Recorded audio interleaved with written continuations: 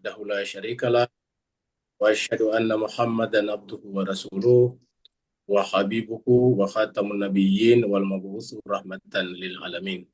اللهم صل على حبيبنا وشفينا ومولانا أبي القاسم المصطفى محمد. اللهم صل على محمد وآل محمد. اللهم صل على محمد وآل محمد. اللهم صل على محمد وآل محمد وعلى آله وصحبه ومن تبعهم بإحسان إلى يوم الدين. Amma ba'd. Masyiral muslimin rahimakumullah, pertama-tama mari kita panjatkan puji dan syukur kita kehadirat Allah Subhanahu wa taala, karena selaku hamba yang tidak punya apa-apa, kita selalu harus berterima kasih dan bersyukur kepada Allah Subhanahu wa taala. Karena atas perkenannya lah sehingga kita semuanya masih bisa hidup, masih bisa bernafas, masih bisa menikmati kehidupan, dan terutama masih bisa beribadah kepadanya. Kita berkumpul di sini adalah dalam rangka meneruskan surat haji. Ini adalah pertemuan yang keempat surat haji. Kita malam ini akan membaca dan membahas ayat yang ke-16 sampai 20.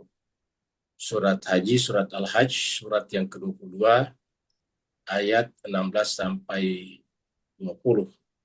Dan nanti di akhir pertemuan kita doakan Ustadz kita, Ustadz Safi Soleh.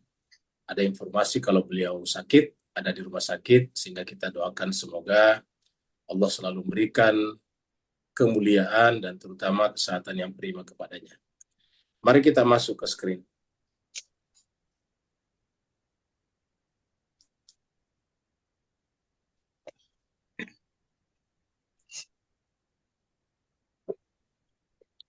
A'udzubillahi minasyaitonir rajim.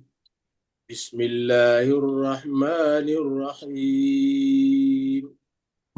بالله من الشيطان الرجيم. بسم الله الرحمن الرحيم. وكذلك أنزلناه آيات بينات وأن الله يهدي من يريد. وكذلك أنزلناه آيات بينات وأن الله يهدي من يريد. إن الذين آمنوا والذين هادوا والصابئين والنصارى والمجوس إن الذين آمنوا والذين هادوا والصابئين والنصارى والمجوس والذين أشركوا إن الله يفصل بينهم يوم القيامة. والذين أشركوا إن الله يفصل بينهم يوم القيامة. إن الله على كل شيء شهيد. إن الله على كل شيء شهيد. ألم تر أن الله يسجد له من في السماوات ومن في الأرض. ألم تر أن الله يسجد له ما في السماوات وما في الأرض. والشمس والقمر والنجوم والجبال والشجر والدواب. والشمس والقمر والنجوم والجبال والشجر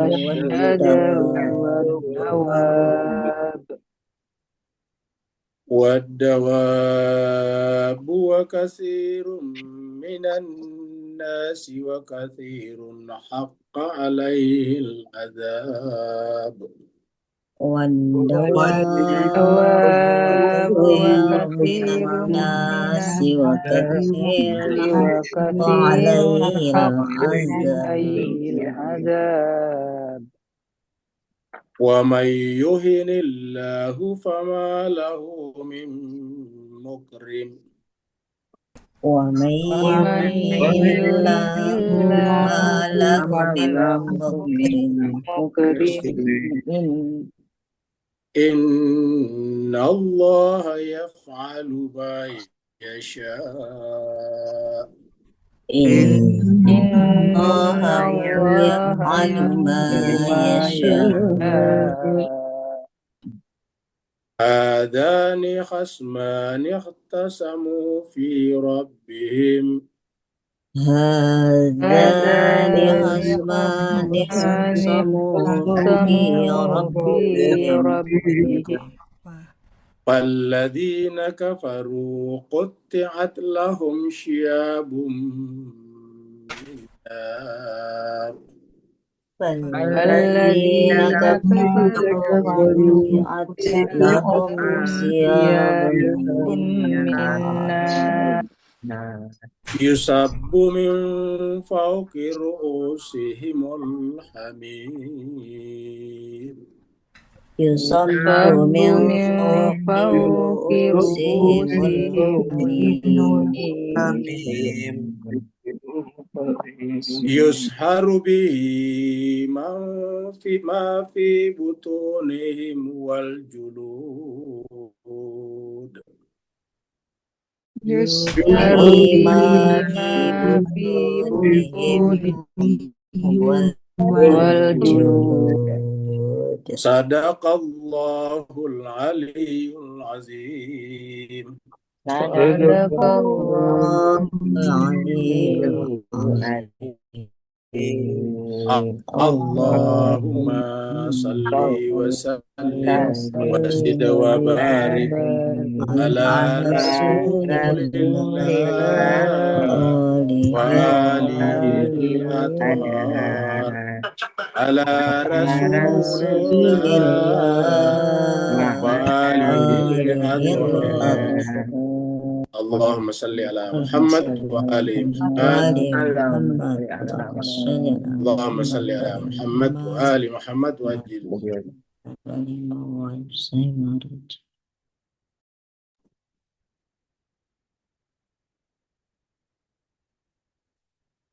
Terima kasih banyak jemaah sekalian telah ikut membaca ayat-ayat suci Al-Quran. Kita hanya berharap kepada Allah SWT karena dialah sebagai puncak harapan. Semoga bacaan kita tadi Allah SWT catat, nilai, dan nanti dihidangkan kembali kepada kita di yaumil akhirah sebagai cahaya yang terang benderang yang bisa mengundang syafaat Allah SWT kepada kita, terutama yang sangat-sangat lemah di hadapan Allah ini.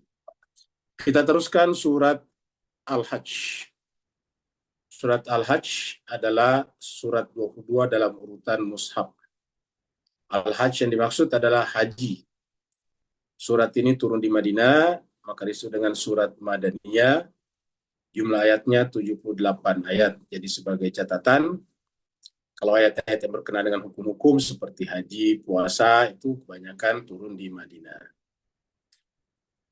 Seperti biasa kita mundur satu ayat, yaitu ayat yang ke-15 untuk mencari hubungan dengan pembahasan sebelumnya.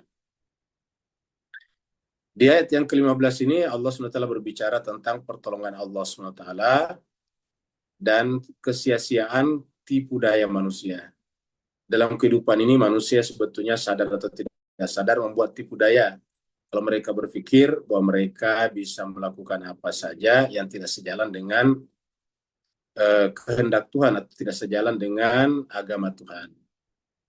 Mereka bisa memilih pilihan yang berbeda dengan yang Tuhan inginkan, tetapi semua pilihan-pilihan itu nanti akan berakhir dengan kesia-siaan ataukah kerugian.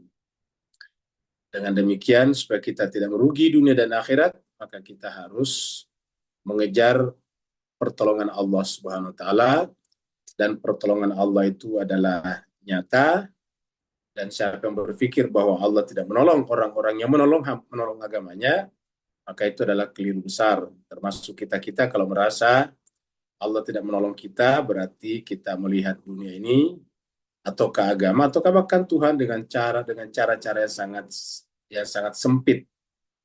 Harusnya Allah senantiasa memberikan pertolongan kepada kita, cuma terkadang kitalah yang tidak menyadari pertolongan itu. Allah berfirman, "A'udzubillahi minasyaitonirrajim. Bismillahirrahmanirrahim.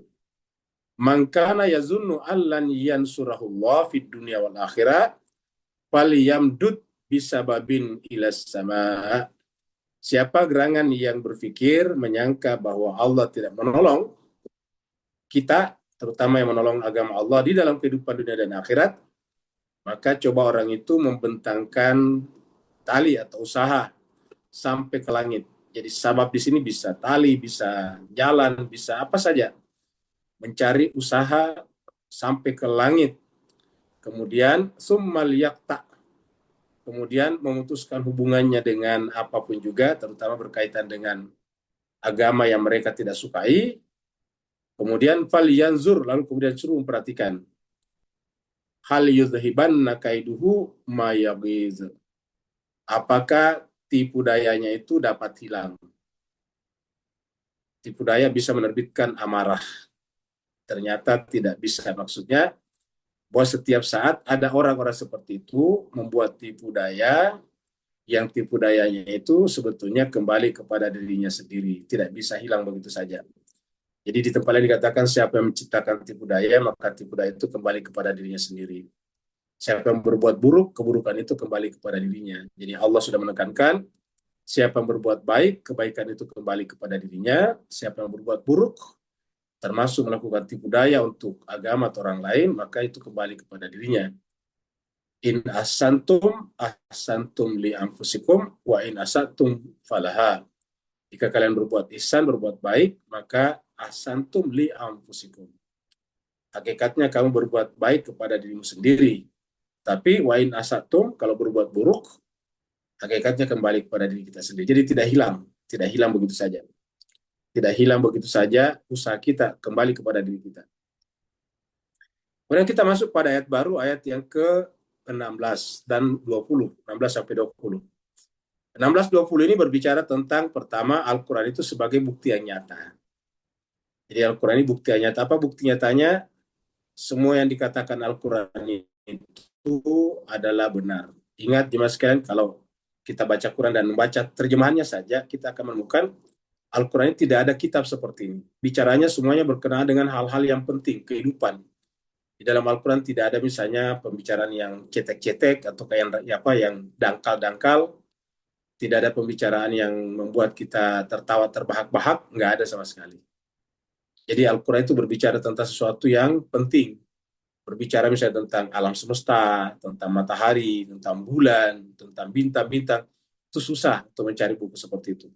Berbicara tentang hubungan antar manusia, berbicara tentang ibadah-ibadah. Pokoknya semuanya yang dibicarakan Al-Quran sesuatu yang luar biasa. Tidak ada sesuatu yang sifatnya ya sekedar pergunjingan di pinggir jalan misalnya, seperti kalau kita dalam politik kita berbicara yang cetek-cetek saja. Tetapi kalau berbicara tentang Al-Quran, berbicara tentang yang nyata, yang penting bagi kehidupan manusia. Yang kedua, setelah 1400 tahun lebih sampai sekarang, tidak ada satupun ayat atau pernyataan dalam Al-Quran yang bisa disanggah dengan sanggahan yang kuat. Tidak ada. Jadi orang bisa saja mengatakan Al-Quran itu tidak benar atau ayat-ayat tertentu tidak benar, tapi Al-Quran sendiri akan menunjukkan bahwa pernyataannya itu adalah keliru. Itu disebut dengan Al-Quran sebagai bukti yang nyata. Kemudian kita harus menyandarkan kehendak diri kita kepada kehendak Allah SWT. Kemudian kita harus, kalau bersumpah, ini hadisnya, kalau bersumpah sekalipun harus sumpah-sumpah atau kata-kata. Menyusun kalimat, sedapat mungkin kalimat yang kita susun itu jangan sampai ada yang mengandung struktur yang merendahkan Tuhan di dalamnya.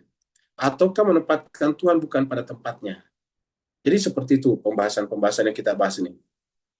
Kemudian di pembahasan kita nanti juga Allah menjelaskan bahwa seluruh alam semesta, ya, seluruh alam semesta itu bersujud kepada Allah. Kata bersujud kepada Allah di sini semuanya patuh kepada hukum-hukum yang telah Allah tetapkan, baik hukumnya sifatnya lahiriah, mengatur hukum fisiknya, ataupun hukumnya sifatnya spiritual. Misalnya, alam semesta itu kemudian memberi jalan bagi munculnya nabi-nabi dan rasul-rasul misalnya. Contohnya, laut terbelah untuk beri jalan bagi Nabi Musa menyeberang. Api misalnya dingin untuk menyelamatkan Nabi Ibrahim. Dan banyak lagi yang lain. Artinya, hal-hal seperti ini memberikan contoh bahwa alam semesta itu tunduk kepada Allah. Sehingga kemudian kemuliaan itu hanya kepada Allah saja. Kemudian Allah berbicara tentang orang yang berseteru dalam kehidupan ini, berkenan dengan Tuhan. Maka yang Allah tolong, yang akan berikan pertolongan adalah yang memberikan presentasi berkenaan dengan Tuhan yang benar, konsep Tuhan yang benar, teologi yang benar. Sebaliknya bagi mereka yang kufur, ya tempatnya di neraka. Di neraka nanti itu dituangkan kepadanya air yang mendidih, isi perutnya akan hancur dan mempengaruhi semuanya kulit luarnya. Allah SWT berfirman di ayat 16 ini. Tadi itu adalah pernyataan ringkasan dari 15 sampai 20. Sekarang ayat 16. Disinilah ayat 16 Allah mengatakan tadi Al-Quran itu adalah ayatim bayinatin. Bunyi ayatnya, wa kadzalika, dan begitulah anzalnahu, kami turunkan Al-Quran itu. Ini huknya adalah Al-Quran. Begitulah kami turunkan Al-Quran sebagai ayatin bayinatin. Ayat-ayat yang nyata. Bayinat itu terang benderang, nyata. Ingat kata bayinat dari kata bayan. Bayan itu adalah terang benderang. Maka cahaya itu adalah bayan. Kalau orang berbicara dan pembicaraannya gampang ditangkap dan sejalan dengan fakta dan kenyataan, itu namanya bayan juga. Jadi orang berbicara terkadang disebut dengan bayan, memberikan bayan artinya memberikan khutbah ceramah. Wa kadzalika anzalnahu ayatin bayyinatin. Wa anna Allah, dan sungguhnya Allah yahdi mayurid. Coba Bapak Ibu sekalian renungkan kata-kata ini. Ya. Anzalnahu ini Al-Quran. Baru di sini katakan ayatin bayyinatin. Baru kemudian wa anna Allah, sungguhnya Allah yahdi. Muncul di sini kata yahdi. Sungguhnya Allah itu memandu, membimbing, memberi hidayah kepada orang yang yurid, yang dia kehendaki. Nah, sekarang kita lihat siapa yang dikehendaki Allah untuk diberikan hidayah di sini. Tentu sederhana, yang bersungguh-sungguh mempelajari Al-Quran sebagai ayat-ayat yang jelas. Jadi kata-kata mayurid di sini tidak serta-merta, tidak semena-mena. Kalau semena-mena di sini berarti bahwa Allah itu tidak adil. Misalnya Allah maunya saja ngasih hidayah kepada A, B, C, D, dan tidak memberikan hidayah kepada X, Y, Z misalnya. Itu berarti Tuhan tidak adil namanya. Tuhan itu aniaya. Nah, supaya adil, caranya adalah Allah berikan kepada kita kitab suci Al-Quran. Isinya jelas, gampang dipahami. Tidak berbelit-belit, tidak ribet. Kayak membaca buku filsafat atau misalnya buku-buku sains, IPA, atau misalnya fisika, matematika. Tidak seribet itu, tidak sesulit itu, tidak sekomplikated itu. Allah memberikan agak Al-Quran yang sangat gampang. Al-Quran sendiri mengatakan bahwa dirinya itu adalah sungguh dibuat sangat gampang untuk dipahami. Ya. Jadi Al-Quran dibuat dipahami. Walaqad yassarna al-Qur'ana, kami membuat Al-Quran itu yassarna, kami itu membuat mudah Al-Quran. Fahal min mudakir, lalu mana orang mau pelajarinya? Jadi walaqad yassarna al-Quran, kami sungguh membuat Al-Quran itu mudah. Hal min mudathir, maka mana orang yang mau pelajarinya? Artinya sudah dibuat mudah sedemikian rupa. Ya, kalau misalnya kita bicara filsafat, mungkin mengatakan bahwa saya tidak punya dasarnya. Tapi Al-Quran gampang sekali. Pembicaranya tidak seperti buku sains, buku ilmiah, buku akademik. Semua orang bisa masuk langsung dimanapun juga. Bisa langsung ikut mempelajari Al-Quran di ayat sekarang, ayat 16 surat 22. Tidak perlu mengatakan saya tidak perlu ikut, saya sudah terlambat. Saya nanti tunggu sampai dimulai lagi dari surat Al-Fatihah. Nah, itu tidak perlu. Di mana saja kita bisa ikut. Beda dengan pengetahuan. Kalau kita misalnya belajar di perguruan tinggi, langsung kepada tahun ketiga itu tidak mungkin. Kita harus mulai dari tahun pertama, semester pertama, kalau kita universitas. Bukan hanya universitas, sekolah biasa juga, sekolah SD, SMP, SMA. Itu kalau kita belajar harus dimulai dari awal. Tidak bisa kita langsung masuk di tengah.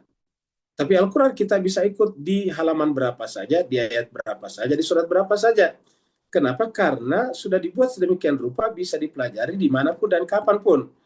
Ya, walaqad yassarnal Qur'ana fahal min mudakir, kata Allah tadi. Jadi dibuat sangat mudah. Nah, dengan demikian orang yang mau menyiapkan waktunya, tenaganya, energinya untuk mempelajari Al-Quran inilah yang akan dipandu di sini. Kalau kita lihat ayatnya ini, wa kadzalika anzalnahu ayatin bayyinatin wa annallaha yahdi may yurid. Sungguhnya Allah membuat Al-Quran itu jelas terang benderang. Ya, supaya dengan Al-Quran ini Allah memberikan hidayah kepada siapa yang dikehendakinya. Siapa yang dikehendakinya? Yang juga berkehendak untuk belajar Al-Quran. Jadi ingat, yang dikehendaki Allah adalah yang juga berkehendak untuk membaca Al-Quran. Kita lihat di sini ayat yang menjelaskan ini. Kita lihat di surat ini. Surat Ali Imran. Ayatnya 152. Surat Ali Imran itu surat yang ketiga. Walaqad sadaqakumullah wa'dahu. Sungguh Allah SWT telah membenarkan janjinya kepada kalian. Sadaqakum membenarkan kepada kalian janjinya wa'dahu. Iz tahussunahum bi'idnih. Artinya begini, ini berkaitan dengan perang Uhud. Jadi di perang Uhud itu Allah sudah membenarkan janjinya, yaitu menang di awal. Artinya memang menang kalau sesuai dengan mengikuti Nabi. Karena mengikuti Nabi artinya mengikuti Allah. Patuh kepada Nabi sebagai panglima perang dan sebagai Nabi, hakikatnya patuh kepada Allah. Dan selama mereka patuh kepada Nabi, selalu mereka menang, termasuk di perang Uhud. Di awal-awal peperangan mereka menang. Orang-orang kafir yang datang dari Mekah itu mulai terdesak dan sudah mulai pergi. Nah, tetapi setelah mereka pergi, meninggalkan berbagai macam harta benda dan benda-benda yang bernilai duniawi, lalu kemudian prajurit-prajurit atau tentara-tentara Islam ini, terutama yang ada di bukit, di atas bukit Uhud, ingat Uhud itu bukit, ada bukitnya, berpikir kalau kita tidak turun ini, kita tidak ke bawah, kita tidak mendapatkan apa-apa ini. Ya, kita tidak mendapatkan harta peninggalan mereka, harta sitaan. Ya, terkadang disebut dengan harta rampasan perang. Akhirnya mereka turun juga. Nah, pada saat turun artinya apa? Mereka maksiat. Dan mereka mulai maksiat, mulai durhaka kepada perintah Rasul. Perintah Rasul, perintah Allah. Karena Rasul sudah memberikan pernyataan waktu mereka dibagi, kamu yang bertugas di atas bukit, yang pemanah-pemanah handal ini, tujuannya melindungi yang dibawa, melindungi pasukan yang berjalan kaki atau berkuda. Nah, tetapi ketika mereka melihat orang di bawah membagi-bagi atau mengambil harta rampasan perang, mereka juga terpikir untuk ikut. Akhirnya mereka tinggalkan tempat itu. Ketika mereka tinggalkan tempat itu, ternyata orang kafir tadi, orang kafir Quraisy dari Mekah, ternyata tidak pergi beneran. Dia melihat dari jauh, ternyata bukit sudah ditinggalkan, dia berputar mengelilingi bukit yang besar, lalu kemudian muncul dari belakang. Akhirnya kemudian mereka yang menempati posisi kaum muslimin tadinya di pundak atau di puncak bukit. Akhirnya kemudian tinggal memanah ke bawah. Akhirnya kocar kacirlah orang-orang Islam pada saat itu. Nah, itu kira-kira latar belakang ayat ini. Walaqad sadaqakumullah. Allah telah membenarkan kepada kalian janjinya. Artinya Allah telah memenuhi janjinya kepada kalian. Istahussunahum bi'izni, ketika kalian mampu mengalahkan mereka, membunuh mereka. Ya, di awal peperangan tadinya. Hatta sampai kemudian iza fashiltum. Kemudian kalian ini menjadi lemah. Ya. Menjadi lemah, menjadi apa? Menjadi kehilangan kepercayaan kepada Nabi, tentang pesannya Nabi bahwa kamu tidak boleh meninggalkan tempat itu. Watanazatum, akhirnya kemudian mereka bahkan berselisih, berbantah-bantahan fil amr, berkenaan dengan pesan Nabi tadi. Amr di sini urusan Nabi. Ada yang mengatakan tidak, kalau kita turun nanti bahaya, nanti mereka menyerang lagi. Yang lain mengatakan tidak, mereka sudah lari, kita harus turun. Nah, padahal Nabi mengatakan apapun keadaannya, jangan tinggalkan tempat ini. Nah, berbantah-bantahlah mereka, mayoritasnya mereka sepakat untuk meninggalkan bukit. Hanya sedikit yang tinggal di atas. Ini terjadi berbantah-bantahan, perselisihan. Wasa itu akhirnya kemudian mereka mendurhakai, artinya mereka melanggar pesan Nabi tadi, perintah Rasulnya, sekaligus perintah panglima perangnya. Mimba di ma'arakum matuhibun.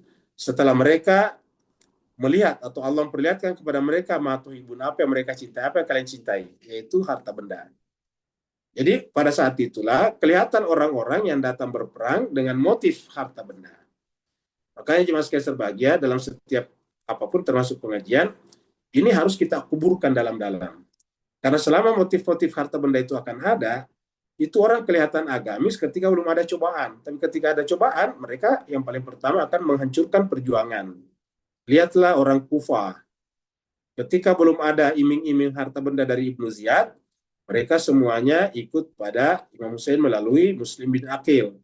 Tapi ketika mereka sudah ada ancaman untuk tidak diberikan akses kepada ekonomi, pendapatan, maka kemudian mereka berbalik semuanya. Hal yang sama terjadi pada perang Uhud. Ya, tiba-tiba mereka mendurhakai Allah, mendurhakai Rasulnya, mimba dima arakum matuhibun. Setelah Allah memperlihatkan kepada mereka apa yang mereka cintai, yaitu harta-harta benda yang ditinggalkan oleh orang Quraisy ada di bawah sana, di ujung sana. Akhirnya terbagilah mereka. Minkum mayuridu dunia, wa minkum man yuridul akhir. Maka di antara kalian ada yang menghendaki dunia. Nah, perhatikan ya sekalian, jadi beragama tetapi ngejar-ngejar dunia. Beragama tapi yang dicari dunia. Ini Al-Quran mengatakan, orang seperti ini bisa kelihatan agamis pada saat tidak ada cobaan, dalam keadaan normal. Tapi begitu sudah mulai ada muncul ancaman, maka mereka yang paling pertama kabur, lari. Nih, minkum man yuridu dunia. Ingat tadi kata-kata yuridu tadi kan? Di sini ada kata-kata yurid di sini nih, yurid. Wa Allah yahdi ma yurid. Ya, Allah akan memberikan hidayah kepada siapa yang dikehendakinya. Siapa yang dikehendakinya kalau di ayat ini adalah yang menginginkan akhirat. Nah, yang menginginkan dunia tadi, ingat, mereka ini secara lahir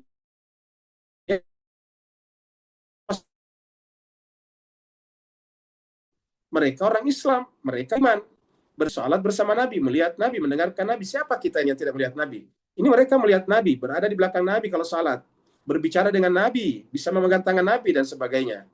Artinya bahwa apalagi kekurangannya mereka. Satu-satunya kekurangan yang tidak kelihatan, yaitu ternyata di dalam jiwanya masih tersimpan cinta dunia. Ya. Ternyata di dalam pasukannya Nabi ini masih ada dua. Masih ada yang yuridul dunia dan sudah ada yang yuridul akhirat. Nah, yang bertahan tidak mendurhakai perintah Nabi adalah yuridul akhirat. Jadi motif agama ini harus selalu diperbaiki terus-menerus. Kita selalu harus muhasabah, introspeksi diri bahwa dalam beragama itu tujuan utamanya justru menghilangkan motif duniawi. Kalau kita beragama dengan motif duniawi ini justru akan berbahaya. Maka dikatakan minkum man yuridul dunya wa minkum man yuridul akhirat. Di antara kalian ada yang menginginkan dunia dan di antara kalian ada yang menginginkan akhirat. Summa kemudian sarafakum anhu liyabtaliyakum. Sehingga kemudian sarafakum, dia Allah memalingkan kalian anhum, dari mereka. Maksudnya mereka sudah tidak peduli lagi dengan musuh. Yang mereka pikirkan adalah harta peninggalan perang, harta rampasan perang, harta sitaan. Harta benda yang memang sengaja ditinggalkan oleh orang kafir Quraisy untuk memecah belah perhatian mereka. Maka dikatakan Allah memalingkan mereka kepada harta dunia tadi, liyabtaliyakum, untuk menguji kalian. Jadi Allah biarkan itu untuk menguji siapa di antara mereka yang beriman dan siapa yang tidak. Ya. Ingat, di perang Uhud itulah meninggal orang-orang yang luar biasa karena pengkhianatan orang-orang yang cinta dunia tadinya. Termasuk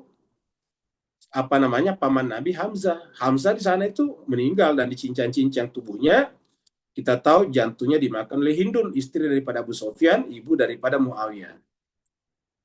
Jadi summa sarafakum anhum liyabtaliyakum, diuji. Makanya di surat Al-Baqarah kan ada yang mengatakan kalian pasti akan diuji. Ya. Walanabluwannakum sama dengan kata-katanya. Menggunakan kata-kata bala. Walanabluwannakum bisyai'in minal khaufi wal ju' wa naqsi minal amwali wal anfusi wath thamarat. Jadi harta benda itu adalah ujian. Walaqad afa ankum, lalu kemudian Allah memaafkan kalian. Maksudnya setelah kejadian itu Rasul tidak tidak memperkarakan kan kalah, tapi Rasul itu tidak marah luar biasa kepada yang keliru itu atau yang berkhianat tadinya itu, walaupun nantinya mereka pada lari. Jadi berdasarkan riwayat itu, orang-orang yang telah meninggalkan Nabi di perang Uhud itu ada yang sampai 3 hari menghilang, ya, saking tidak beraninya. Tapi kemudian Allah maafkan mereka. Wallahu zu fadlin alal mu'minin, dan Allah memiliki karunia kepada orang mukmin. Jadi inilah orang yang dikehendaki Allah, yaitu yuridul akhirah. Jadi siapa yang menginginkan akhirat, dia harus membaca Al-Quran. Karena yang bisa memberikan informasi yang lengkap tentang akhirat adalah Al-Quran. Kita mengatakan bagaimana dengan dunia? Kita justru mencari akhirat melalui dunia. Jadi ingat, orientasinya akhirat. Dunia itu adalah sarananya. Contohnya, kita ingin pergi misalnya kita pergi ke umrah Saudi. Tujuannya kan pergi umrah, baru kemudian kita mencari sarana kan. Kita naik pesawat apa? Naik pesawat Turki kah? Pesawat Qatar kah? Pesawat Saudi kah? Atau pesawat yang lain. Jadi baru kita cari sarananya. Jadi jelas tujuannya dulu apa. Nah, jadi tujuannya kita adalah akhirat, baru kemudian sarananya adalah dunia, yaitu supaya kita bisa belajar Al-Quran seperti ini, kita butuh laptop, kita butuh handphone, kita butuh internet, nah begitu. Jadi tujuannya apa? Belajar Al-Quran. Kenapa belajar Al-Quran? Karena kita ingin mengetahui rahasia-rahasia alam akhirat. Nah, orang yang seperti inilah yang diinginkan Allah di sini. Wa annallaha yahdi mayyurid. Ayat berikutnya, itu ayat yang ke-17. Allah mengatakan di sini, manusia itu punya klasifikasi. Klasifikasinya nanti di sini ada 6 kelompok ini, 6 golongan manusia. Secara garis besarnya bisa kita sebut sini orang-orang beriman, ahli kitab dan penganut agama lain, dan orang musyrik. Orang beriman di sini orang Islam yang patuh kepada Rasulnya. Kemudian ahli kitab itu ada Yahudi, ada Nasrani, ada Sabi'in. Dari sini ada orang musyrik. Ya, jadi seluruh manusia di dunia hanya dibagi secara garis besar seperti ini. Orang beriman, orang Islam yang benar imannya. Kemudian ahli kitab, ingat orang Islam itu kalau tidak masuk di sini, dia masuk ahli kitab juga sebetulnya. Karena Al-Quran itu kan kitab, Alkitab. Nah, selain daripada ahli kitab itu adalah penganut agama Samawi, maka mereka adalah orang musyrik. Orang-orang musyrik. Nah, jadi makanya di dalam Al-Quran itu nggak pernah disebut satu golongan orang-orang ateis. Nggak pernah kita temukan ayat orang-orang ateis. Orang-orang yang tidak bertuhan. Apa sebabnya? Karena hakikatnya tidak ada orang yang tidak bertuhan. Yang ada adalah orang yang menolak Tuhannya. Jadi dia tetap bertuhan, tapi menolak Tuhannya. Nah, jadi yang ada adalah orang beriman, ahli kitab, dan orang musyrik. Nanti secara rincinya 6 golongan. Nah, kemudian nanti di akhirat Allah memberikan keputusan. Kan semuanya akan mati nih. Bagaimana nanti di akhirat? Nah, Allah memberikan keputusan. Jadi kita di dunia ini nggak usah kita memberikan keputusan. Kamu Yahudi, kamu Nasrani, kamu pasti masuk neraka. Itu urusan Allah. Bukan urusan kita. Jangan kita mengerjakan yang bukan pekerjaan kita. Kerjakanlah pekerjaan kita yang Allah berikan kepada kita sebagai hamba, yaitu beribadah kepadanya. Kemudian Allah menyaksikan semua mereka di dunia ini. Bunyi ayatnya, innalladzina amanu, sungguhnya orang beriman. Jadi sungguhnya orang beriman. Di pertama ini orang beriman. Walladzina hadu, dan orang Yahudi. Wasabiina, kemudian sabiin. Sabiin ini kalau di Irak masih ada. Ya, kalau kita baca itu demografinya Irak, itu pembagian agamanya masih ada sabiin. Kemudian wan Nasara, Nasrani, Kristen. Kemudian wal Majusa, Majusi masih ada di Iran, Zoroaster. Jadi di sana masih ada Majusi. Jadi siapa yang pernah ke Iran pasti akan dibawa misalnya ke tempat atau pusat-pusat mereka. Di Isfahan juga ada tempat beribadah mereka. Dan masih ada dipelihara, nggak dirusak. Itulah kelebihannya Iran, karena tidak dirusak tempat-tempat mereka. Ya, tidak pernah dianggap, oh ini berbahaya, nanti orang jadi musyrik. Nggak ada. Karena tidak ada tempat yang berbahaya. Yang berbahaya itu adalah manusia. Walladzina asyraku, dan orang musyrik. Nah, orang musyrik di sini. Jadi kemudian orang musyrik. Jadi orang musyrik. Jadi ada 6. 1, 2, 3, 4, 5, 6. Orang beriman, Yahudi, Nasrani, Sabiin, Nasrani. Ada yang mengatakan Sabiin itu adalah agama Samawi sebelum Nasrani dan Yahudi. Kemudian Majusi. Kemudian orang musyrik. Jadi 6. Walladzina asyraku. Innallah, sungguhnya Allah, yafsilu, yang akan menguraikan, memisah-misahkan, maksudnya yang akan menjelaskan kedudukan mereka nanti di akhirat.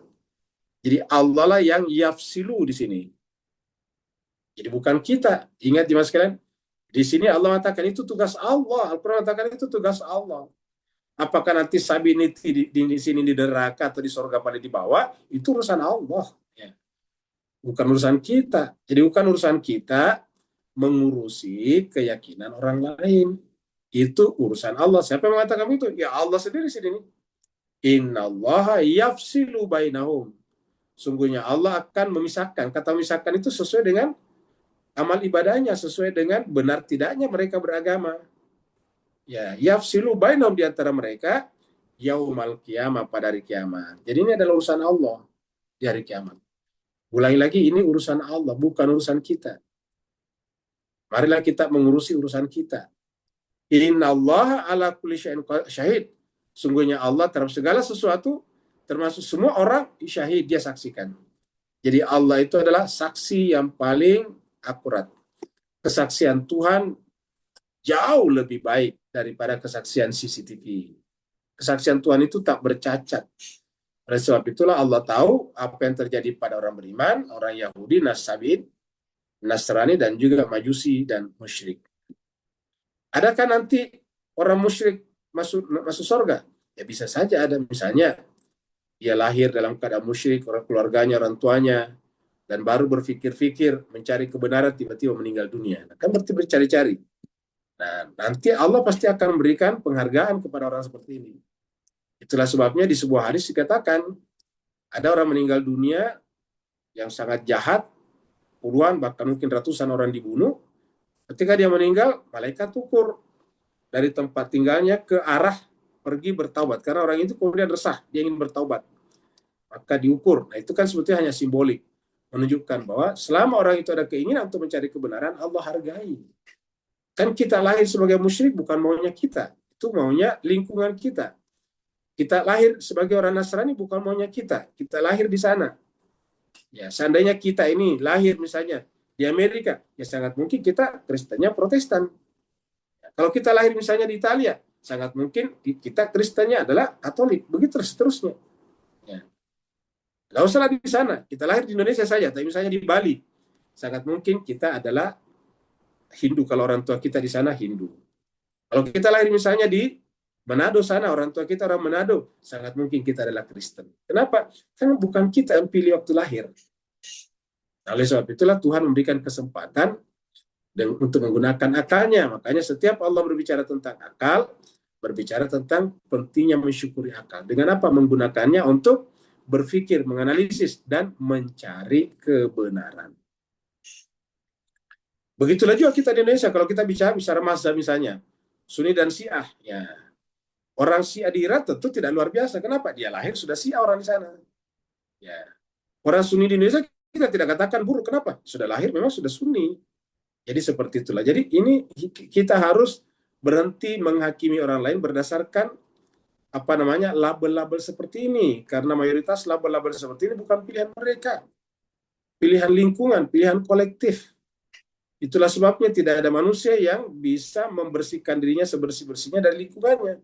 Selalu ada lingkungan kita, selalu ada pengaruh lingkungan masuk pada diri kita. Minimal di awal-awal kehidupan kita ketika kita masih perjalanannya pendek. Ketika kita perjalanannya pendek, kan kita baru belajar berpikir dulu. Pada saat kita mulai akil balik, barulah kita mulai berpikir. Sudah mulai kritis. Ya, kalau waktu kita SD, SMP, kebanyakan kita atau kelas 1, 6 sampai kelas berapa itu, kelas 7, 8, 9, ya kita biasanya paling manut, ikut sama guru kita mengatakan begini, kita ikut. Dan setelah kita mulai masuk sekolah menengah atas, apalagi masuk perguruan tinggi, universitas, baru mulai kita kritis. Terutama di universitas itu paling kritis. Ya. Mahasiswa sudah paling kritis. Artinya apa? Artinya akalnya itu sudah mulai sangat matang. Ya, kan ini artinya bertingkat-tingkat. Bertingkat-tingkat. Oleh sebab itulah Tuhan pasti akan perhatikan semuanya. Ya, oleh sebab itulah dari penjelasan inilah kita bisa membuka ayat lain yang hampir sejalan dengan ini. Coba kita lihat surat Al-Baqarah ayat 62 dan Al-Maidah ayat 69. Coba kita lihat di sini. Surat Al-Maidah, surat Al-Imran dulu. Surat Al-Baqarah saya dulu nih. Al-Baqarah ya, ayatnya 62 ini. Innalladzina amanu, sungguhnya orang-orang beriman. Walladzina hadu, dan orang Yahudi. Wan nasara nasrani. Wasabin sabiin. Man amana billah, orang yang beriman kepada Allah, wal yaumil akhir, dan beriman kepada hari akhirat, wa amila saleh, dan beramal saleh, menghargai mereka. Ya, pembahasannya tentu seperti tadi. Ada orang Yahudi dari lahir sudah Yahudi, Nasrani dari lahir sudah Nasrani. Maksudnya dari kecil sudah Nasrani, di setiap orang lahir sih fitrah, tetapi kemudian fitrah itu terpola oleh lingkungannya, oleh orang tuanya. Karena bapak ibunya misalnya Nasrani, tentu mengajarkan kenasranian kepada anaknya. Tentu tidak salah anak itu yang, kenapa? Karena ya sebagai anak dia menerima pola asuh dari orang tuanya. Jadi wal yaumil akhir wa amila salihah. Maka apa kata Allah? Falahum, bagi mereka, ajruhum inda rabbihim. Allah akan berikan pahala di situ mereka, wala khaufun alaihim wala hum yahzanun. Artinya apa? Kenapa Allah mengatakan tidak perlu takut? Artinya Allah selalu memperlakukan mereka dengan seadil-adilnya. La khaufun, maksudnya tidak perlu takut untuk diperlakukan tidak adil. Alaihim walahum yazanu, dan tidak perlu mereka merasa bersedih. Kan Allah bilang begitu. Kenapa? Karena kan bukan maunya kita. Kita lahir dari orang tua yang beragama Nasrani, bukan salahnya kita sebagai bayi. Bukan salahnya kita sebagai anak. Kita diberikan kesempatan oleh Tuhan untuk juga mencari kebenaran, bahkan bisa berbeda dengan orang tua kita. Ini adalah surat Al-Baqarah. Kita lihat juga surat Al-Maidah. Surat Al-Maidah. Surat Al-Maidah ayatnya 69 di sini. 69. 69. Mirip. Innalladzina amanu, sungguh orang beriman, walladzina hadu, dan orang Yahudi, sabiin, wan nasara nasrani, man amana billahi wal yaumil akhir, yang beriman kepada Allah dan hari akhirat, wa amila salihan, dan beramal saleh, fala khaufun alaihim wa lahum yahzanun. Kenapa biasa banyak kita tidak siap menerima ayat-ayat ini? Karena kita sudah terlanjur benci kepada orang yang berbeda dengan kita. Siapapun yang berbeda dengan kita harus masuk neraka, kan begitu. Ya. Kita pengennya semua orang berbeda dengan kita harus masuk neraka. Dan kita pengennya yang masuk di surga cuma kita saja, atau seperti kita saja. Dan ini semakin sempit. Tadinya cuma Islam saja. Kita pengen pokoknya Islam lah yang masuk surga. Yang lain, beragama lain, apalagi ateis, masuk neraka. Setelah kita masuk Islam, ternyata berbeda-beda lagi. Ada Sunni dan Syiah.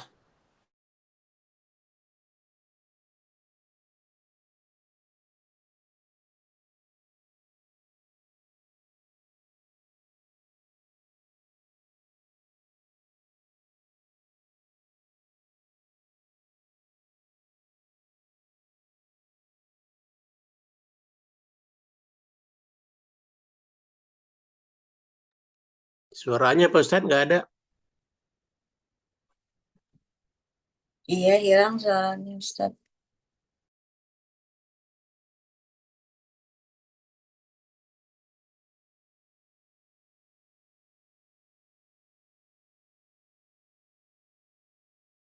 Bapak Ibu sekalian, mohon maaf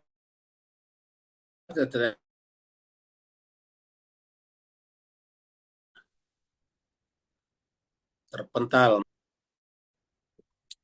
Nah, jadi tadi ini kita bahas ya, yang terakhir sebelum kita terputus. Innal ladzina amanu wal ladzina hadu was-sabiuna wan nasara wa man amana billahi wal yawmil akhir wa amila salihah fala khaufun alaihim wa lahum yahzanun. Jadi memungkinkan orang lain juga masuk surga selama mereka menggunakan kesempatan dan akal pikirannya untuk mencari kebenaran. Jadi alat apa fungsi otak atau akal yang Allah berikan kepada kita, ingat, mencari kebenaran.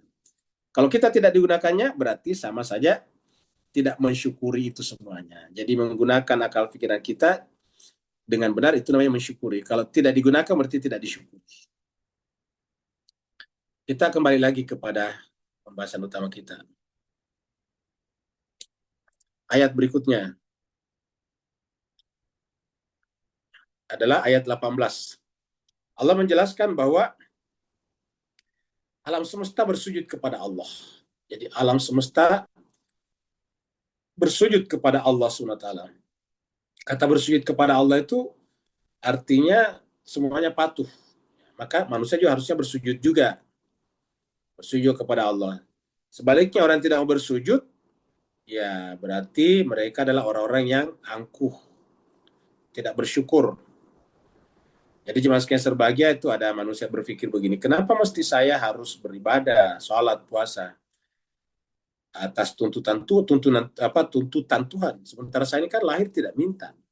Saya tidak pernah minta kepada Tuhan, lahirkan saya Tuhan. Gak pernah. Saya lahir begitu saja. Maka tidak ada kewajiban saya untuk mematuhi Tuhan. Tapi persoalannya, semua manusia berpendapat bahwa kita harus patuh kepada negara. Ya, karena negara mengurusi kita. Kita harus bayar pajak. Ya, tidak ada yang mengatakan, saya tidak mau bayar pajak. Saya tidak mau ikuti peraturan lalu lintas. Kenapa? Saya lahirkan bukan maunya saya menjadi orang Indonesia. Ya. Ada nggak yang di antara kita yang lahir maunya menjadi orang Singapura, orang Malaysia, orang Australia, orang Indonesia? Lagi-lagi nggak ada permintaan kita. Kita lahir dari Indonesia itu karena semuanya bagi kita adalah kebetulan. Karena orang tua kita tinggal di Indonesia, warga negara Indonesia. Bukan maunya kita. Nah, bisakah kita berkata, saya tidak mau patuh kepada peraturan negara Republik Indonesia karena saya lahir? Bukan. Saya tidak diusahakan oleh negara. Saya lahir bukan maunya saya. Nah, jadi dengan demikian, ini adalah pernyataan yang gampang runtuh. Jadi dua kelompok, sujud dan tidak sujud. Kenapa? Alam semesta saja sujud. Alam semesta sujud semuanya kepada Allah. Kata-kata sujud itu artinya apa? Artinya patuh kepada Allah SWT, sehingga semuanya berjalan dengan baik. Orang yang patuh nantinya itu, dia akan mendapatkan kebahagiaan. Jadi alam semesta ini, pohon-pohon semuanya patuh kepada Allah. Sampai yang kecil-kecil, serangga-serangga, semuanya patuh kepada Allah. Alam tara, apakah engkau tidak melihat atau memperhatikan? Anna Allah, sungguhnya Allah, yasjudu sujud lahu kepadanya. Jadi artinya bisa diperhatikan. Kalau bisa diperhatikan, bisa dilihat apa maksudnya sujud di sini. Kan tidak pernah kita melihat misalnya pohon sujud seperti kita sholat. Jadi ingat, sujud itu ada dua macam. Sujud dalam pengertian badan, seperti kalau kita sholat. Tapi orang yang sujud dalam sholat, belum tentu sujud dalam pengertian sesungguhnya. Dengan demikian, sujud itu ada dua macam. Sujud itu adalah gerakan badan. Tapi sujud yang dimaksud terutama adalah memuliakan Tuhan. Patuh kepada Tuhan. Memuliakan orang yang dimuliakan Tuhan. Berwilayah kepada orang yang Allah tunjuk untuk sebagai tempat berwilayah. Nah, maka dikatakan alam semesta itu, ini manfis samawati wa manfil ard, bisa berlaku bahwa alam semesta itu adalah hukum-hukum alam. Bisa juga mannya diartikan makhluk-makhluk akali, seperti misalnya malaikat, manfis samawati wa manfil ard. Manusia juga harusnya sujud kepada Allah. Kalau tidak sujud, berarti adalah pilihan yang bersangkutan. Jadi alam tara anna Allah yasjudu mahu man fis samawati man fil ard wasyamsu, dan juga matahari, wal qamaru, dan bulan, wan nujumu, dan juga bintang-bintang, wal jibalu, juga gunung-gunung, wasyajaru, pohon-pohonan, wadawab, hewan-hewan, termasuk manusia di dalamnya. Harusnya. Maksudnya kalau manusia setuju tadi imannya. Ya. Wa katsirum minanas, dan banyak daripada manusia. Jadi dengan demikian, artinya banyak manusia. Kenapa tidak disebutkan di sini? Manusia ada kata banyak. Karena ada manusia yang tidak sujud.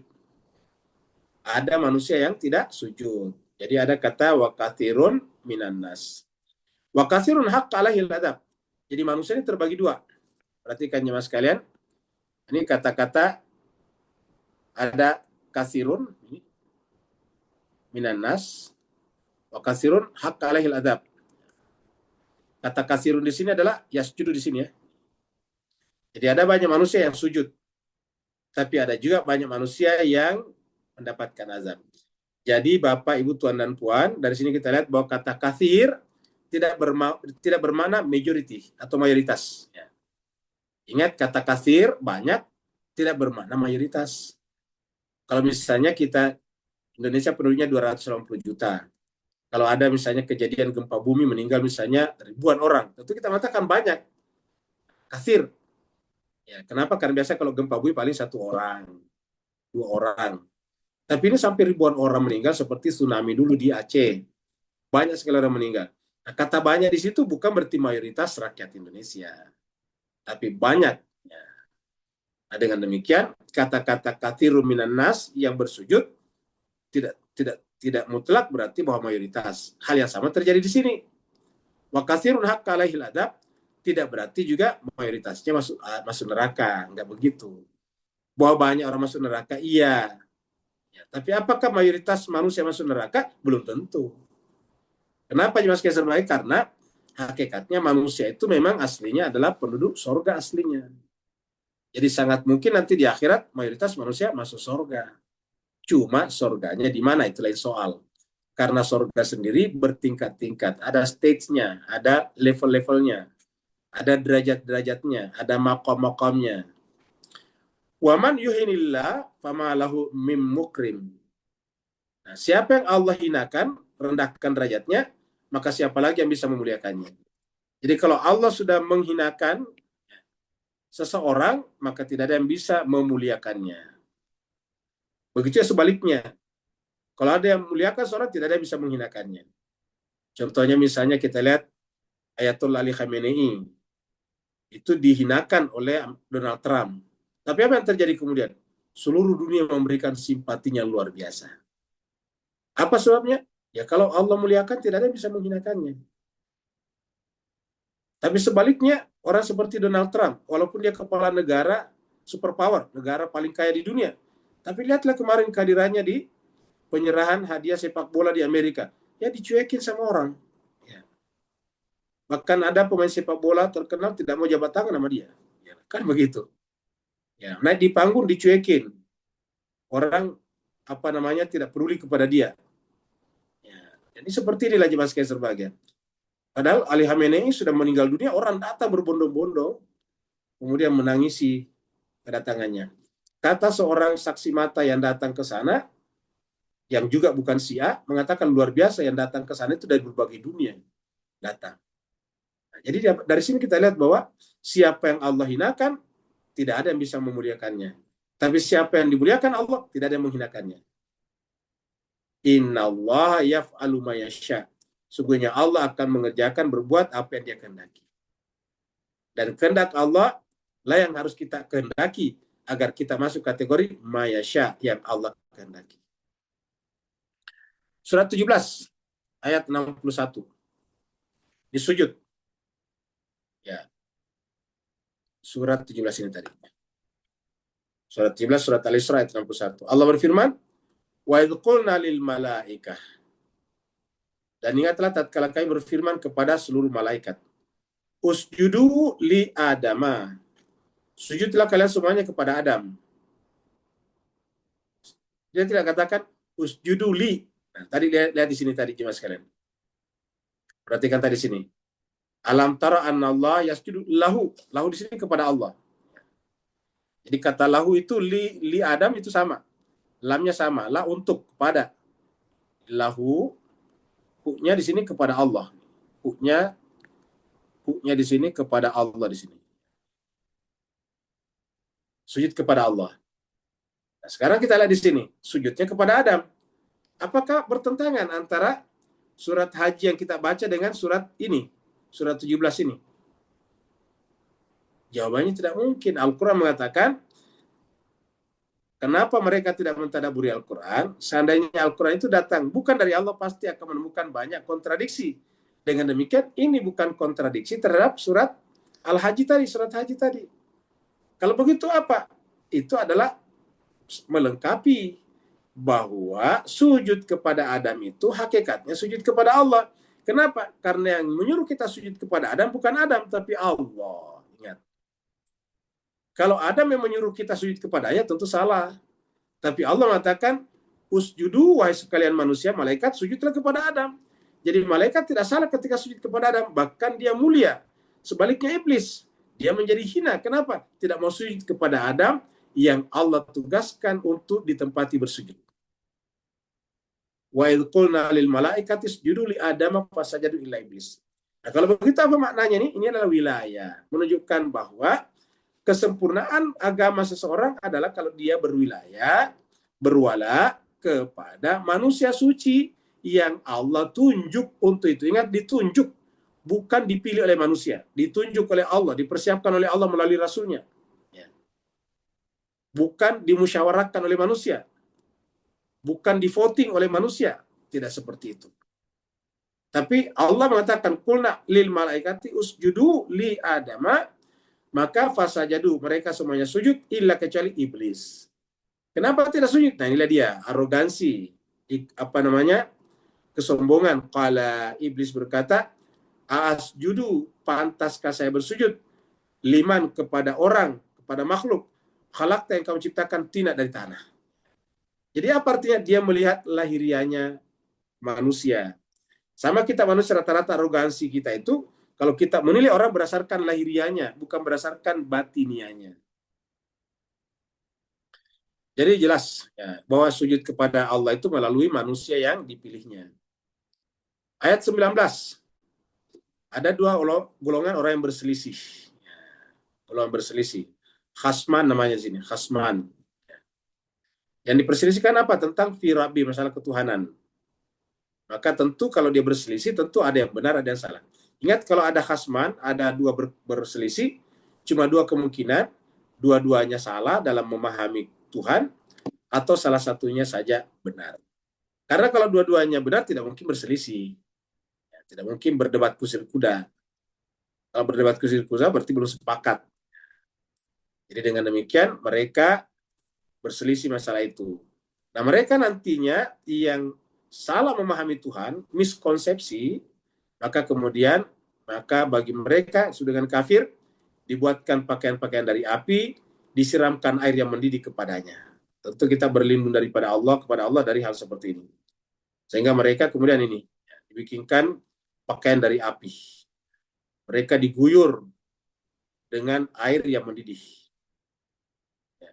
Siraman air mendidih. Hadani khasmani tasamu fi rabbihim. Dua golongan ini, hadani itu ini dua, khasmani golongan yang berselisih. Secara khasmani itu berlawanan, bertengkar. Dua golongan yang bertengkar, berselisih. Ikhtasamu. Ya, ikhtasamu dari sini juga. Jadi mereka bertengkar, dua orang, kelompok yang bertengkar, berkenaan dengan Rabbihim, Tuhan mereka. Masalah ketuhanan, masalah teologi. Jadi ini menunjukkan bahwa pahaman teologi itu penting sekali.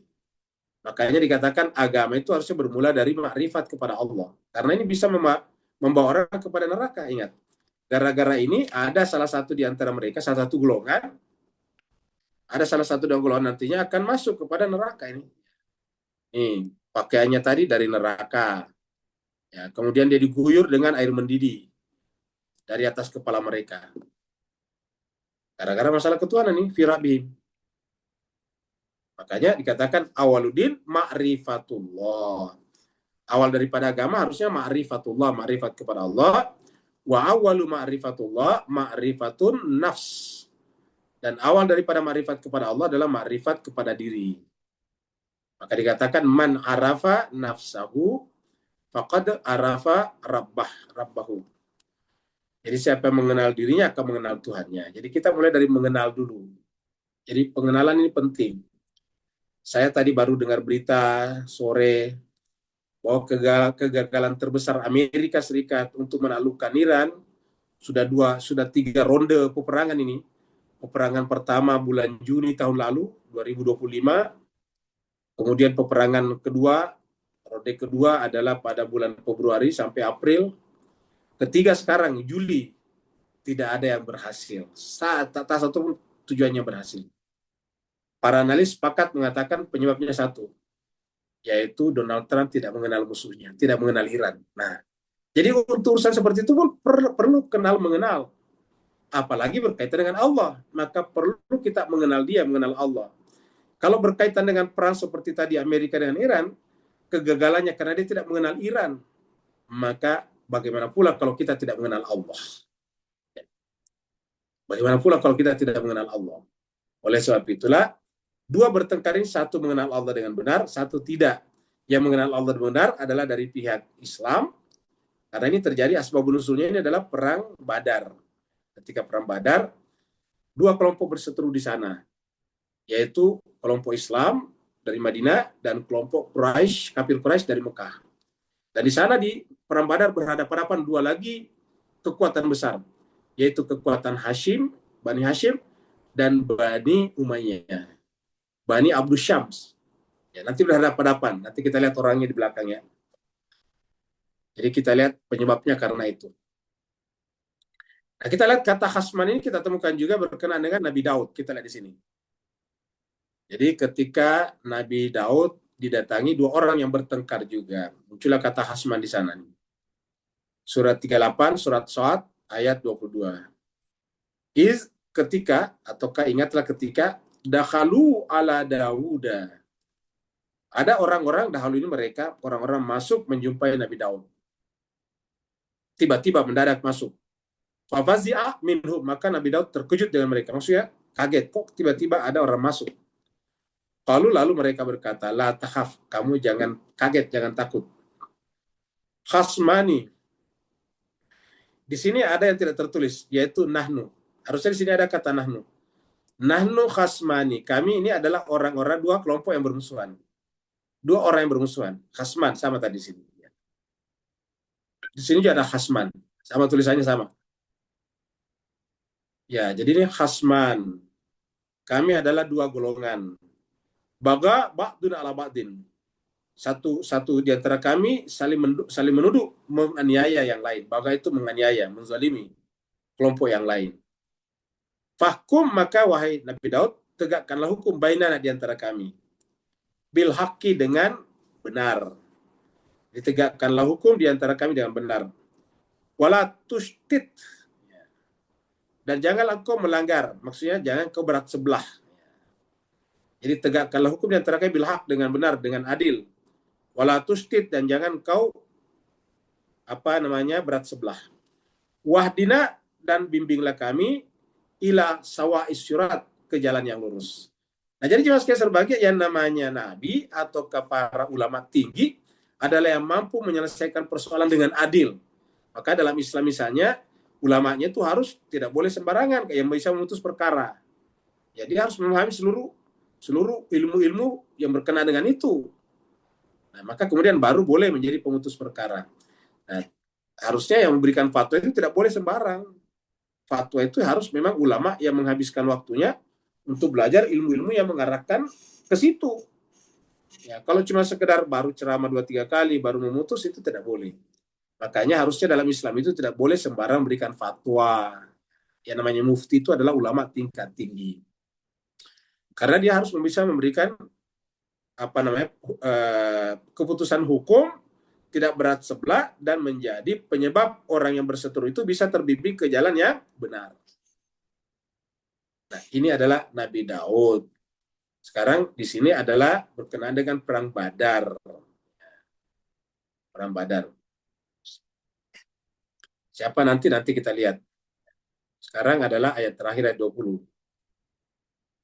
Di sini diceritakan bahwa kalau kita ingkar, apalagi tadi sampai pada tingkat salah dalam memahami Tuhan, begitu kita salah memahami Tuhan, kesalahan pikiran akan berpengaruh pada tindakan. Karena tindakan itu sebetulnya adalah perpanjangan daripada pikiran.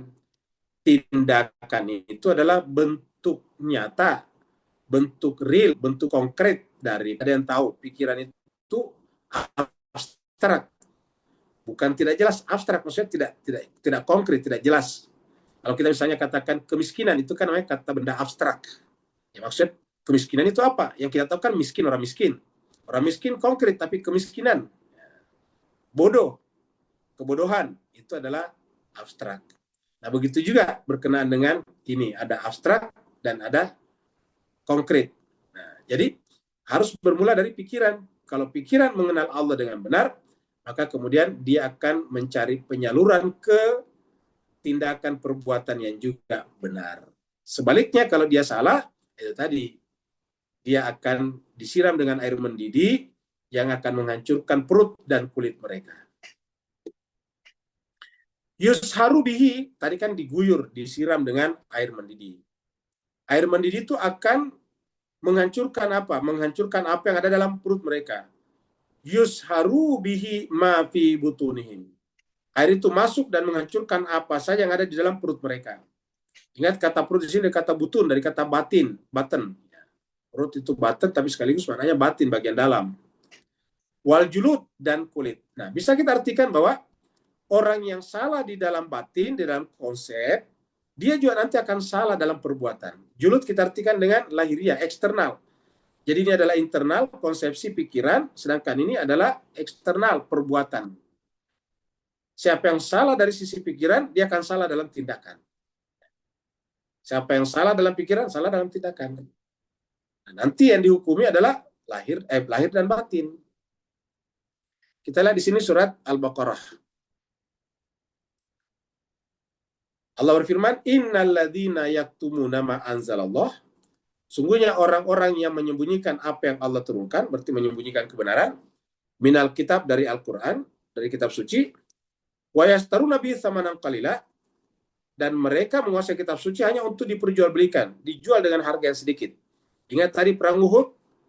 Perang Uhud itu adalah pengikut Nabi di sana, tetapi kemudian minhum di antara mereka, ayatnya tidak mengatakan minkumnya, minhum di antara mereka man yuridu dunia. Ada yang lebih menginginkan dunia daripada akhirat.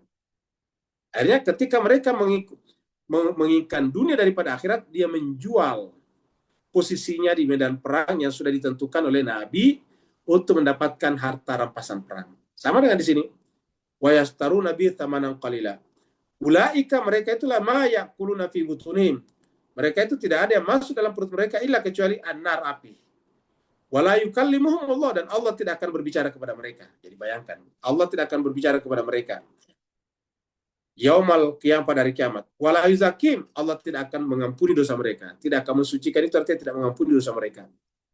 Walahum, dan bagi mereka adzabun alim, ada azab yang keras. Nah, jadi inilah jemaah sekalian terbaik kesempatan kita di dunia untuk marifat kepada Allah, karena dengan marifat kepada Allah akan memperbaiki perbuatan dan tindakan kita. Kita baca hadis berikut ini.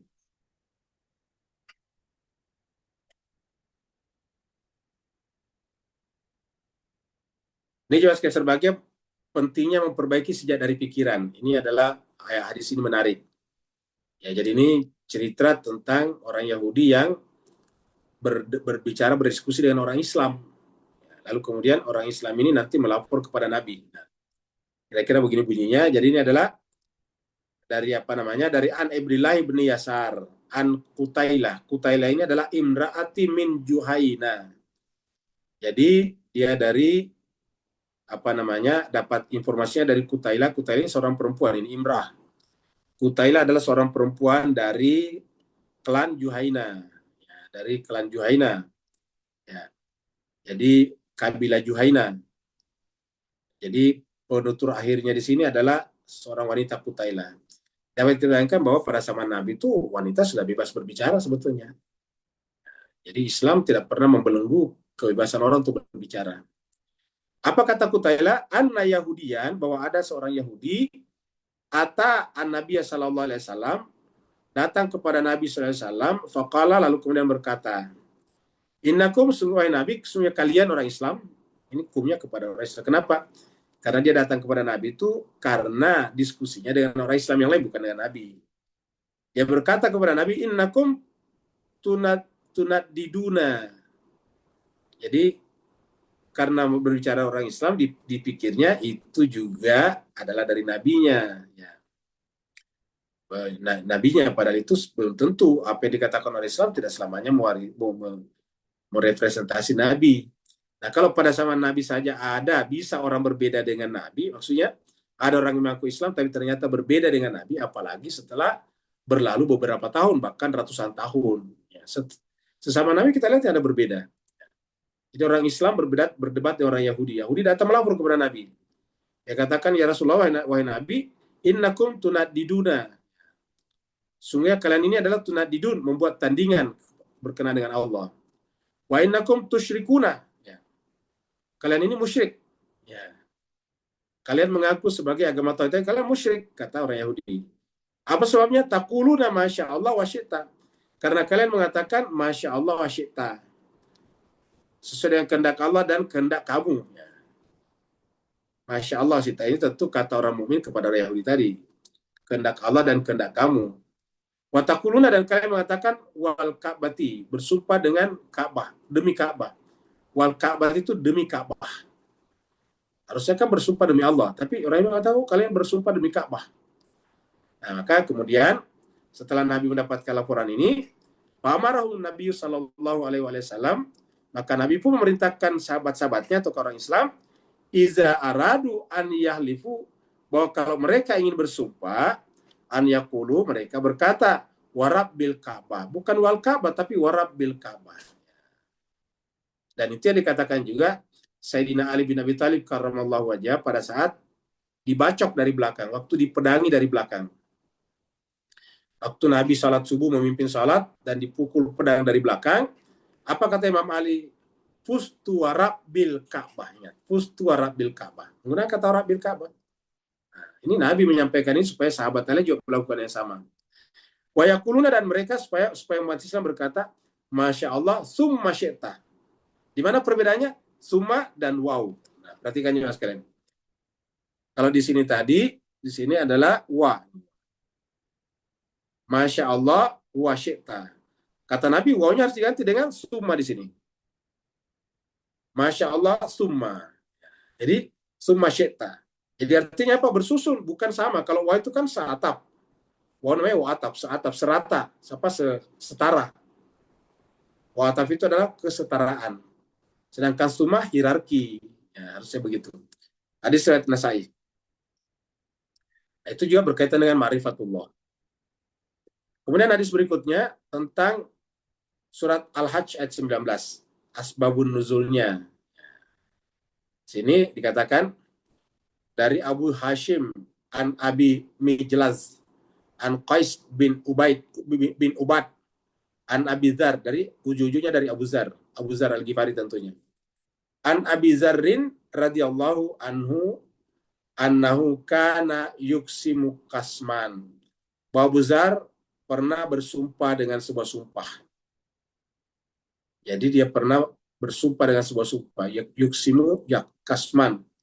Apa sumpahnya? Dia bersumpah bahwa hadil ayat ini turun berkenaan dengan Sayyidina Ali, Imam Ali. Nah, kita lihat sini.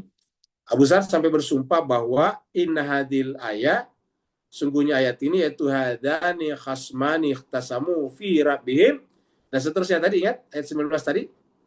Kata Abu Dzar, ayat ini nazalat, turun berkenaan dengan fi Hamzah wa sahibaihi, dan dua sahabatnya, wa Utbah bin Rabi'ah. Ini Utbah ini adalah orang kafir Quraisy, penentang Nabi dan hadir di perang Badar. Wa sahibai, dan juga sahabatnya. Yauma barazu fi yaumi badrin, ketika mereka berperang di hari Badar, di perang Badar.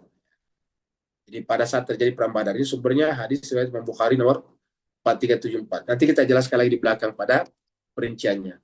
Nah, kita lihat dulu sini arsitektur ketundukan makhluk kepada Tuhannya. sebuah sintesis visual dan dari ayat-ayat Al-Quran dan asbabun nuzul.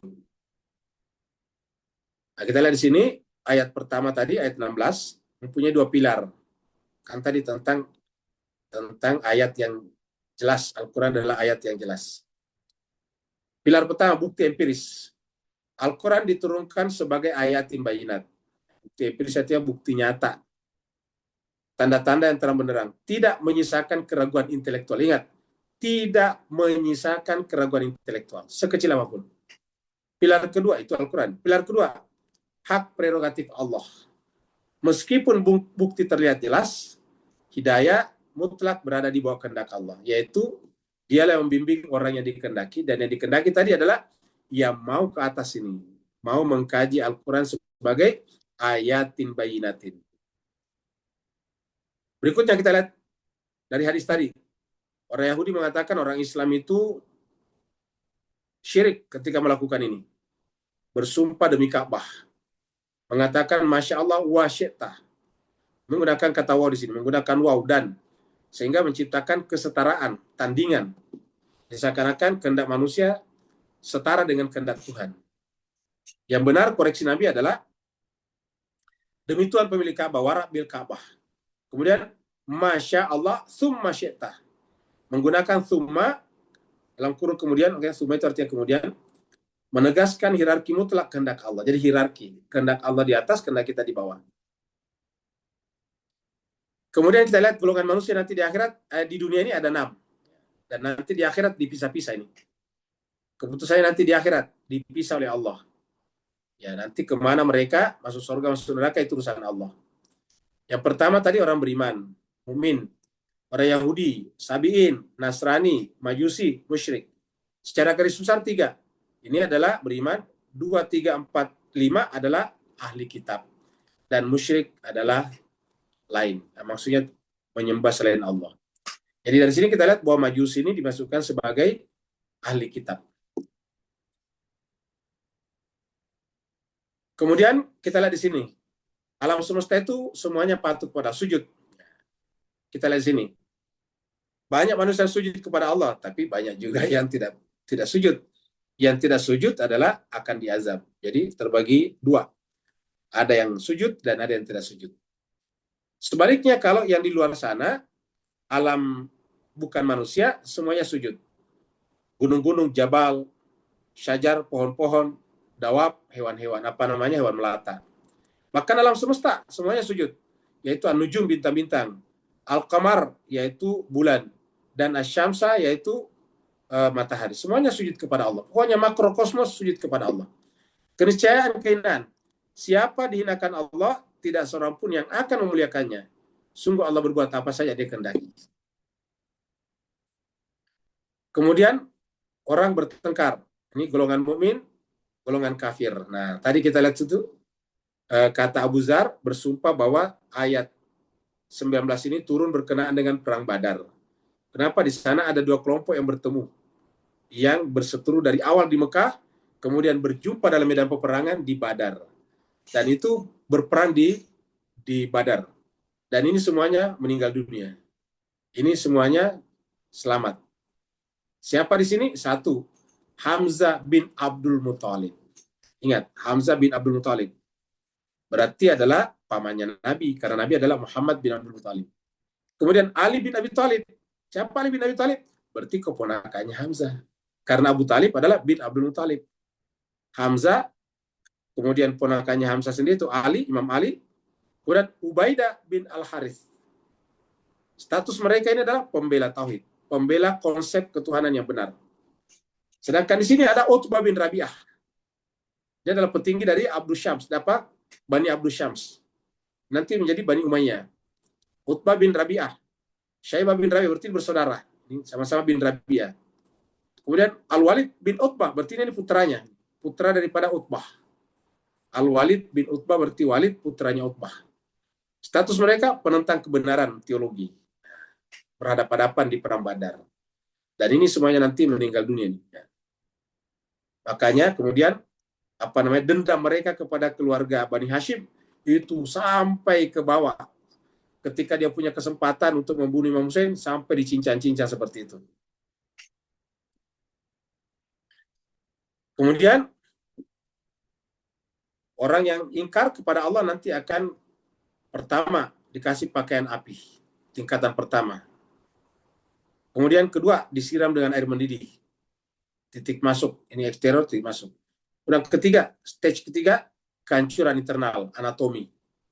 Jadi artinya apa? Dimulai daripada di luar, kalau dari dosa, kemudian masuk, kemudian di dalam. Sedangkan kalau konsepsi dari dalam, baru keluar, baru ke sini. Azabnya dari luar ke dalam, karena perbuatan ini dari dalam baru keluar, kebalikannya. Kemudian ini adalah otoritas mutlak Allah.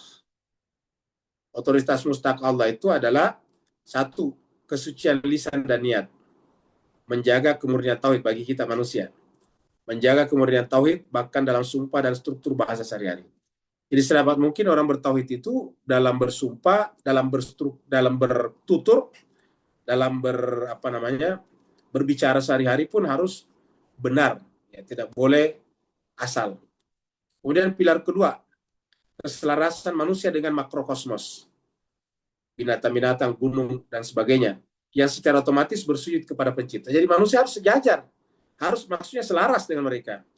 Manusia harus harmoni dengan alam semesta. Apa harmoninya? Alam semesta sujud kepada Allah. Yang ketiga, maka di akhirat akan ada kepastian keadilan. Jadi Allah akan membedakan nanti di akhirat orang-orang berdasarkan agamanya dan keyakinannya. Garis demarkasi sejarah Badar dan eskatologis kiamat, di mana kebenaran dan kebatilan dipisahkan secara absolut. Al-Quran dan Sunnah tidak hanya menuntut pengakuan hati, melainkan ketundukan total. Dari struktur bahasa yang kita ucapkan, hingga penempatan diri kita di tengah semesta yang bersujud.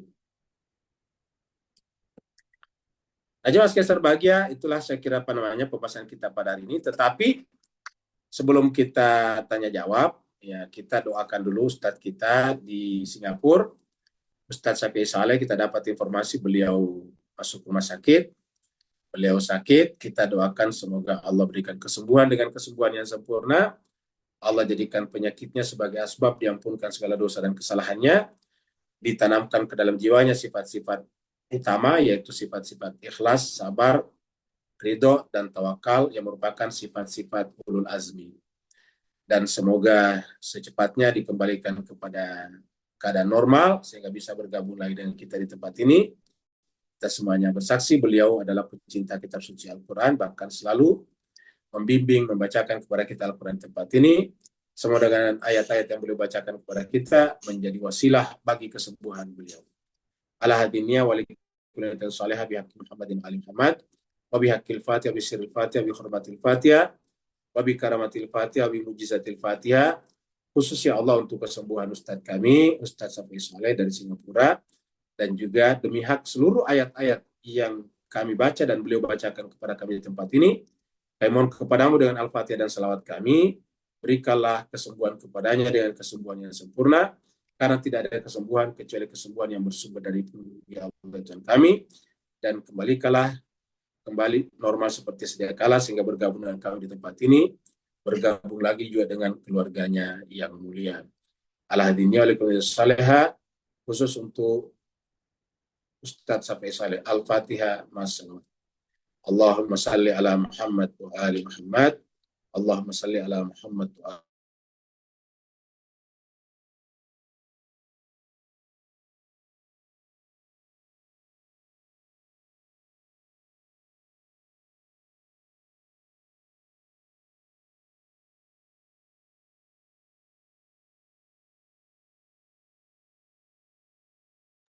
Suaranya hilang Pak Ustadz.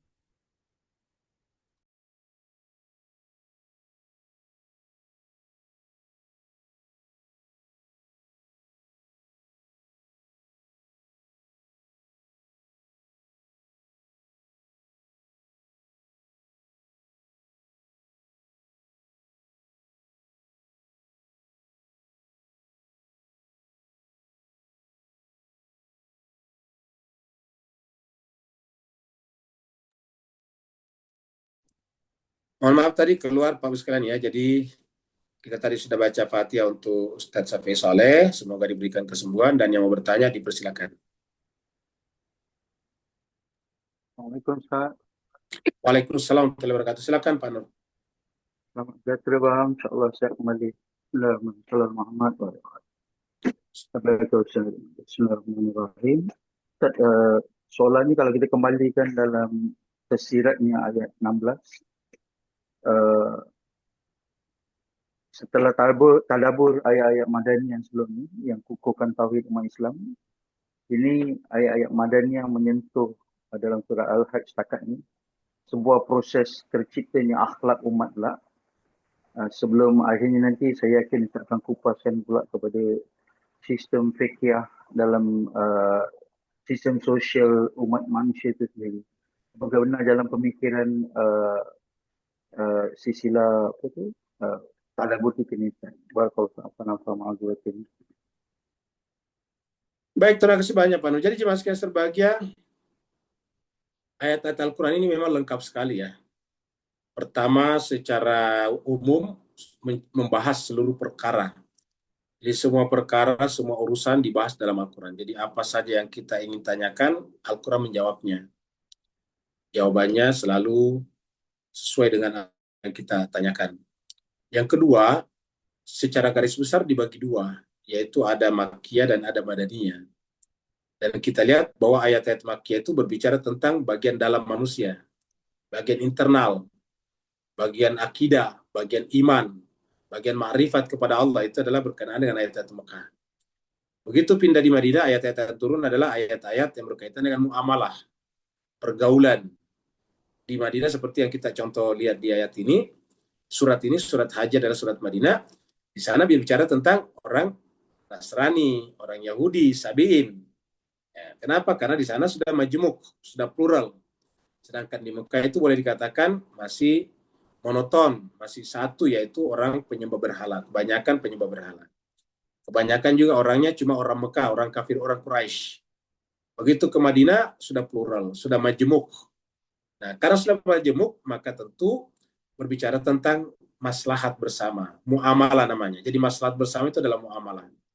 Jadi dari sini kita lihat kesempurnaan Al-Quran. Pertama adalah kita harus mendahulukan pengetahuan pribadi kita. Jadi pengetahuan pribadi dulu didahulukan. Ma'rifat kepada Allah, ma'rifat kepada diri. Nah, setelah itu harus diejawantakan, harus direalisasikan, harus diwujudkan, harus dinyatakan keluar menjadi perbuatan, perkataan dan tindakan. Iman yang benar, akidah yang benar, ma'rifat yang benar akan keluar menjadi tindakan yang sejalan dengan muamalah, yaitu mendatangkan kemaslahatan bersama, mendatangkan kemaslahatan bagi sesama manusia.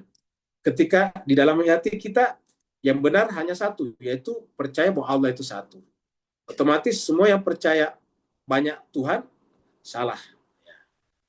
Orang yang percaya banyak Tuhan itu salah. Trinitas apalagi banyak itu salah. Yang kedua, di dalam batin kita mengatakan bahwa agama di sisi Allah adalah Islam. Kitab suci yang paling sempurna dalam Quran, itu dalam hati kita. Tapi begitu bermuamalah keluar, dia harus menjadi tindakan yang menciptakan maslahat, yaitu menciptakan kedamaian, harmoni, bisa hidup bersama. Nah, maka kita lihat di luar itu adalah yang terjadi adalah toleransi. Di dalam itu adalah sifatnya privacy, kita yang miliki, kita berkeyakinan seperti tadi, tapi di luar kita adalah memiliki ruang bersama. Bumi ini, kehidupan ini adalah ruang bersama antara kita